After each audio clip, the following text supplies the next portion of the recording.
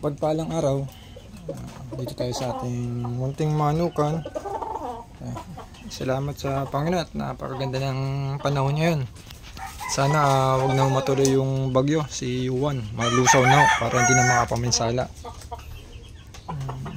Thank you Lord for another day. Ito, tapos na tayo magpatuka. Check lang natin ang ating mga alaga. Ito, ang ating mga hen. SBR hen. Ito naman ang Gilmo Hatch hen. Ang ating mga sisiw. Bali nabawasan ng isang sisiw natin. Namatay yung isang Gilmo. So far masisigla naman sila. Check natin itong isa nating isa nating sweater. Bali kak na to. More than 1 year. Ito ang ating Thompson White na hen. Lilagyan siya.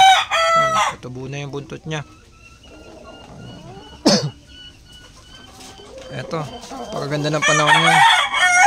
Sana tuloy-tuloy yung ganda ng panahon. Huwag na pumasok yung bagyong Yuan o anumang bagyo pa. Check natin itong mga stags natin. Bali ano to, going to 9 months lang ito. Ito ang pumpkin cross Gilmore. Ito pang isa, pumpkin cross Gilmore.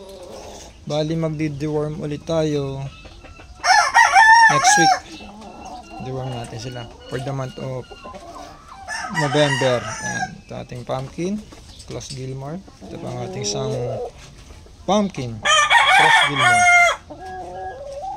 Ito naman ang ating bali umiitlog ng ating Boston sweater cross sa Gilmo Hatch. Ito ang ating dome. Ating mga pulet, mga white kelso pulet. Ito ang ating gray.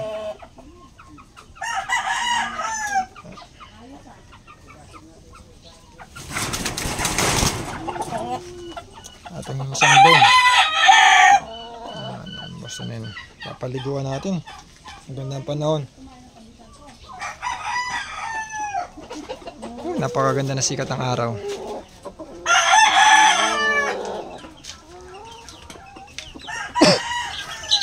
Ito malapit-lapit na itong mga tumag itlog.